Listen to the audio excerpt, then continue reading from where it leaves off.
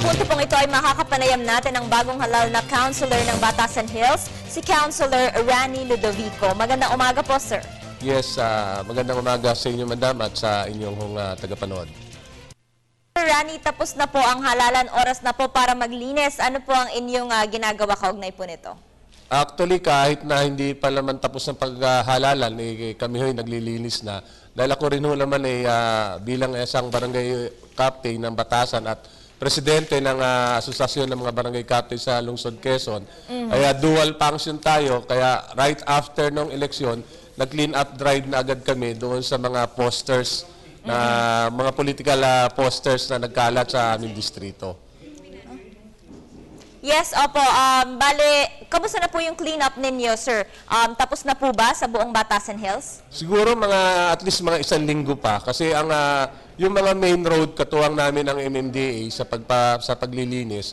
Pero yung mga secondary o yung mga barangay roads, nandun pa rin yung dagsa. Mukhang hindi kakayanin ng siguro mga 5 araw pa bago makiklear lahat yung Distrito 2 ng mga political streamers.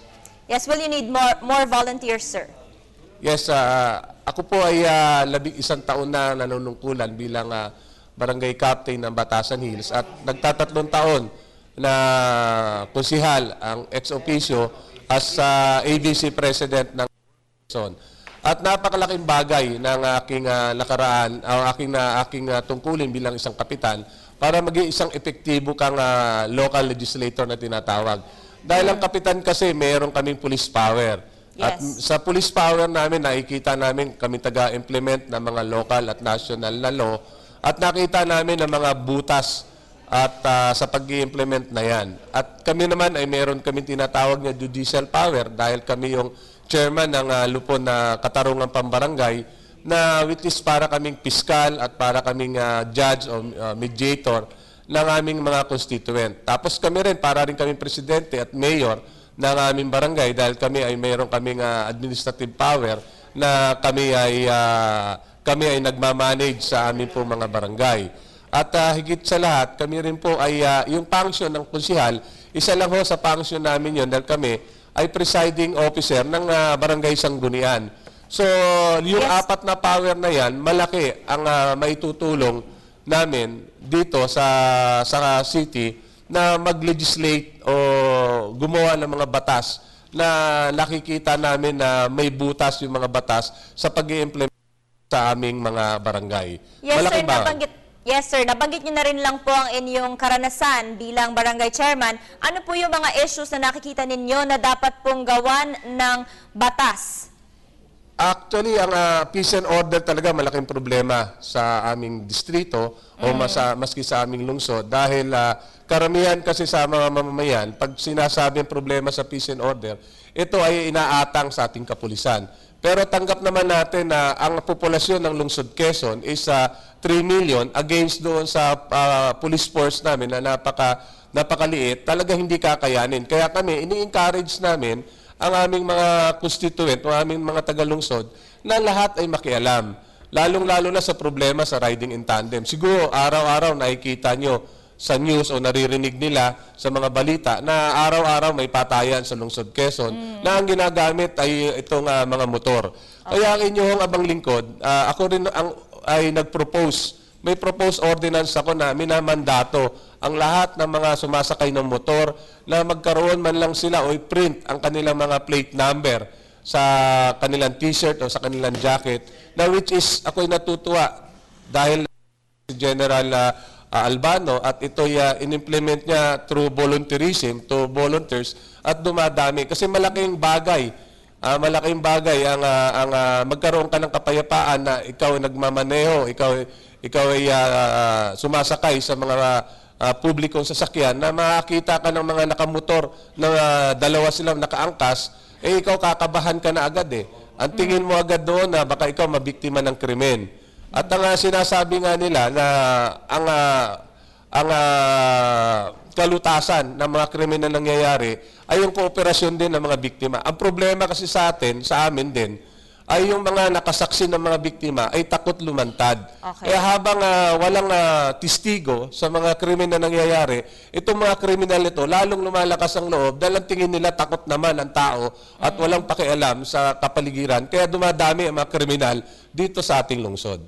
Yes, sir. Speaking of those vests, nabanggit na po yun kanina, napag-usapan na po with General Richard Albano, kasi po nasabi na hindi daw po ito mandatory. So, ang inyo pong proposal to make it mandatory? Yes, to make it mandatory, nasa series pa kami ng public consultation.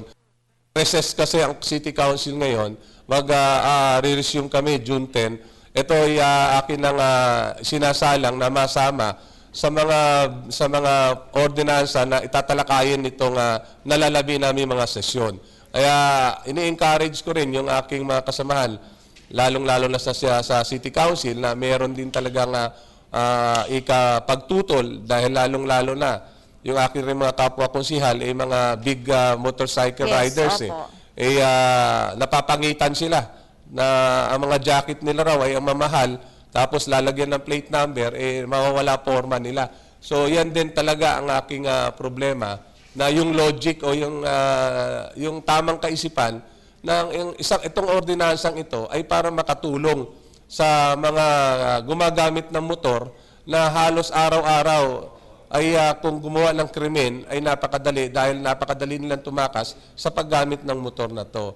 So nag-usap naman kami ni General Albano na siya ay willing na pumunta sa public hearing na yan at i-view niya yung kanyang research, yung kanyang napag-aralan nila na advantage ito sa ating mga kapulisan at sa mga mamamayan na mapasa ang ordinansa pong ito. In other words, sir, kulang sa suporta yung pag-make dito sa rule na ito na mandatory.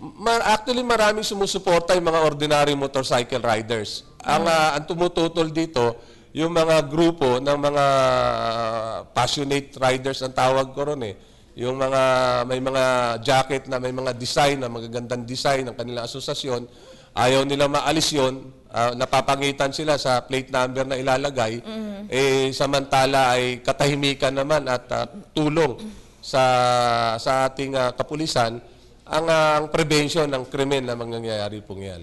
Well, kung sakasakali, sir, na hindi makagarner ng enough support itong inyong proposal, ano po yung iba pang paraan para ma-address itong mga issue na safety sa daan na inyo pong pinopropose? Actually, ako, malakas ang paniniwala ko na sa nakikita kong suporta ngayon ng mga ordinary motorcycle riders, ay ito'y mapapasa.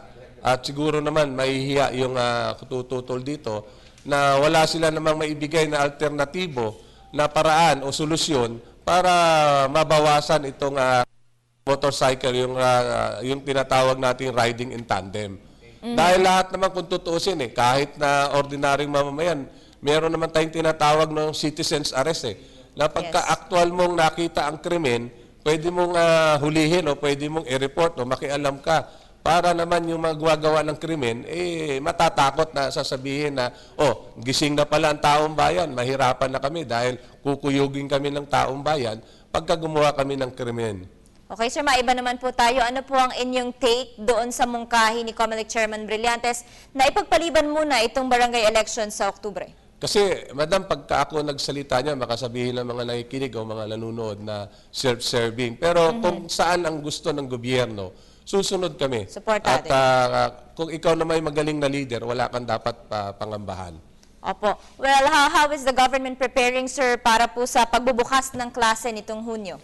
Actually, ang mga barangay official, sanay na kami kasi doon sa Oplan Balik Eskwela, laging partners ang mga barangay sa mga paaralan o sa mga programa ng DepEd at saka sa Parents and Teachers Association. Lagi naman kaming kaagapay. Kaya yan normal na sa at bawat barangay ay may kanya-kanyang suporta at deployment ng kanilang mga tanod at yung kanilang mga barangay workers ay tumutulong din sa paglilinis ng ating po mga paaralan. Okay, maraming salamat po, Councilor Rani Ludovica.